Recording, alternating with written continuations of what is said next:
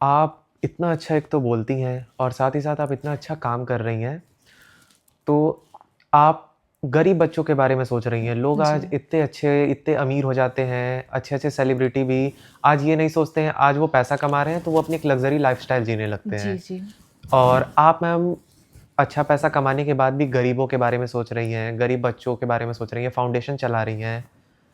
तो ये एक बहुत अच्छा चीज़ है जो आप मतलब एक काशी के लोगों को एक प्रेरणा दे रही हैं कि लोग आगे देख पा रहे हैं कि हाँ, हम भी कर सकते हैं। ममता राय बहुत बड़े लेवल पे कर रही हैं, तो हम भी छोटे लेवल पे लोगों की गरीबों की मदद कर सकते हैं। जी। हम अगर हमारे पास कुछ नहीं है, हम किसी गरीब को खाना खिला सकते हैं। तो ये मैम बहुत बड़ी चीज़ है जो आप कर रही हैं। हेमंत जी, मैं कुछ नहीं कर रही हूँ।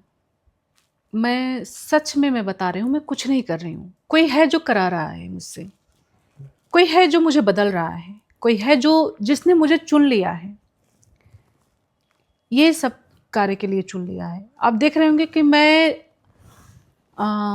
एक अपरिचित इंसान हूँ और उसके अंदर 2 कैरेक्टर हैं। एक तरफ वो मॉडर्न है, दुनिया उसका अलग है। एक तरफ वो प्रचार प्रसारक है।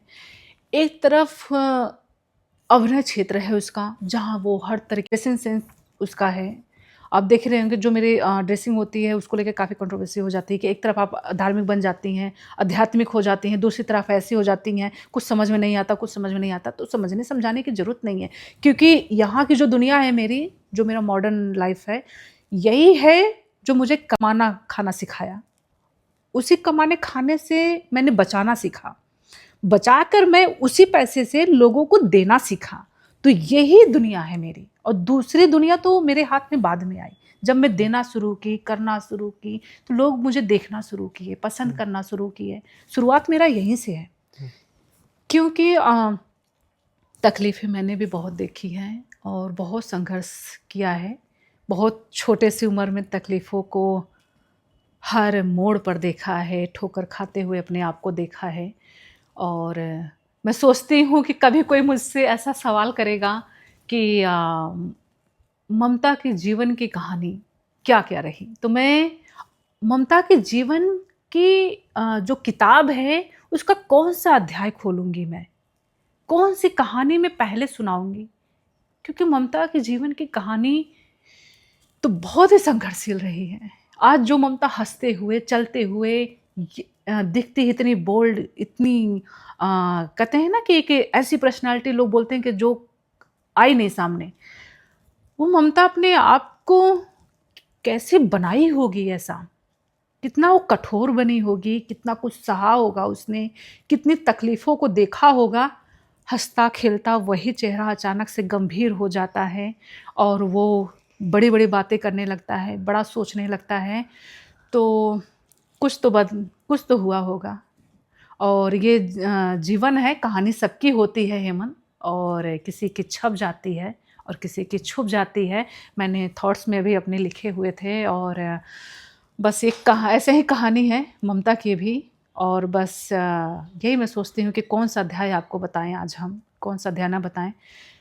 लोगों की मदद मैं क्यों करती हूँ, इसके पीछे क्या कारण है, मैं कैसे बताऊँ? क्योंकि किसी समय मैं इतना परेशान थी, इतना दुखी थी, लगता था सुसाइड कर लूँ, अब जीवन इसके आगे कुछ नहीं है। और बहुत बुरा-भला बोलती थी अपने आप को, बहुत बुरा-भला बोलती थी, क्या मैं अपने माता-पिता को तकलीफ़ देने के लिए जन्म ली हूँ? या मैं बहुत कमज़ोर समझती थी अपने आप को। मैं औरत थी ना, मुझे लगता था कि मैं औरत हूँ, क्योंकि हमारे समाज में ऐसे ही पाला जाता है, तुम लड़की हो, तुम लड़की हो, तुम लड़की हो, तुम्हें ऐसे रहना है, तुम लड़की हो, तुम्हें ऐसे रहना है, तुम्हें ऐसे बोलना है, तुम्हें ऐसे चलना है, तुम्हें इतने ही पर्दे रखने हैं, तुम्हें ये करने हैं, तुम्हें वो करना है। हमें लड़की-लड़की बोल-बोल के ना नीचे से ऊपर तक बाँध दिया जाता है, पूरा। बस उसी में मैं बंधी रही।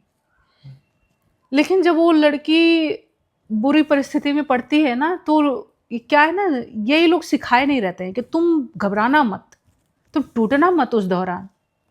जब तुम्हारे ऊपर कोई परेशानी आए, बड़ी परेशानी आए, तो कभी भी तुम आँसू मत बहाना, हिम्मत रखना, लड़ना, अपने जीवन की उस घड़ी से लड़ना जो घड़ी तुम्हें तोड़ रही हो। लेकिन कई लड़कियां जो अपने पेरेंट्स से सब नहीं, उस माहौल में नहीं पली बड़ी होती हैं। पेरेंट्स से क्या, उनका परिवार वो माहौल नहीं बताया होता है, हिम्मत या फिर किसी तरीके का, तो हार जाती हैं, सुसाइड कर लेती हैं या किसी तरीके का इस तरीके की घटनाएं हो जाती हैं। उनको समझ में नहीं आता कि उन्हें क्या करना चाहिए। तो वैसे ही ममता का भी जीवन रहा, और उस दौरान मैं अपने आप से लड़ी और किसी से नहीं लड़ी हेमंत, किसी से नहीं लड़ी। एक भी बात का मुझे तकलीफ अपने परिवार से नहीं रहा, समाज से नहीं रहा, क्योंकि मुझे समझ में आ रहा था कि जितनी बार मैं गिरूंगी उतनी बार मैं मजबूत होकर उठूंगी। और कहते हैं ना, बच्चे को बादाम खिला दो, बच्चा बहुत दिमाग का तेज होगा। अरे, आपको तो बादाम खाने चाहिए, दिमाग बड़े तेज होने चाहिए। आपको ड्राई फ्रूट्स लेने चाहिए, ये बड़े बुद्धि बहुत तेज करता है, दिमाग बहुत तेज करता है। कुछ भी तेज नहीं होता, आप कुछ भी खा लो। आप जब ठोकर खाओगे तो सच में आप तेज बनोगे, आपका दिमाग भी तेज हो जाएगा, आपका चाल चलन, आप एक रफ्तार पे आ जाएगा, आप रफ्तार पकड़ लोगे। आपको खाने की कुछ ज़रूरत है तो हेमंत बस ठोकर खाने की ज़रूरत है। आप काजू बादाम के चक्कर में मत पड़िए, ये तो शरीर है, कुछ मत खाओ। बड़े बड़े मैंने महात्मा पुरुष को देखा है, कुछ नहीं खाते हैं तब भी वो चमकता है उनका चेहरा, और यहाँ सब कुछ खा लीजिए फिर भी ख़त्म है चेहरा। तो आपको जीवन में आगे बढ़ने के लिए, बुद्धि विकास करने के लिए काजू बादाम की ज़रूरत नहीं पड़ती है, आपको ठोकर खाने की ज़रूरत पड़ती है। और वही जो ठोकर खा कर बंदा खड़ा होता है, उस दर्द में जब चलना वो सीखता है, क्योंकि उसको पेन हो रहा है, महसूस कर रहा है कि उसके अंदर बहुत दर्द है, बहुत तकलीफ, लेकिन वो चल रहा है, तो वही दौड़ता है